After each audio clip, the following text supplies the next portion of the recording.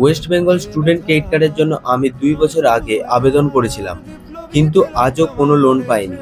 শুধু এক ব্যাংক থেকে অন্য ব্যাংকে ঘুরে বেরিয়েছি। প্রত্যেকবার নতুন ফর্ম, নতুন আশা, কিন্তু সমাধান নেই।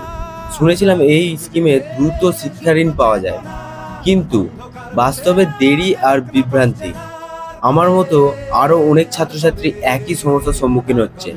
ব্যাংক বাড়াচ্ছে অজুহাত, আবেদন করতে সময় ও তথ্য নিয়ে সমস্যা, সরকারি স্কিমের সুবিধা বোঝা বড়ই কঠিন।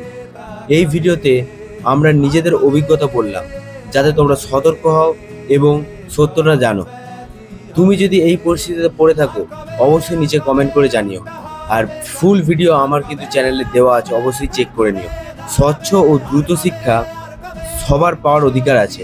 তার জন্য ঋণের দরকার হলে সেটা সরকারের দেওয়ার প্রতিশ্রুতি যখন দিয়েছে, সেটা দেওয়ার দায়িত্বও কিন্তু সরকারের।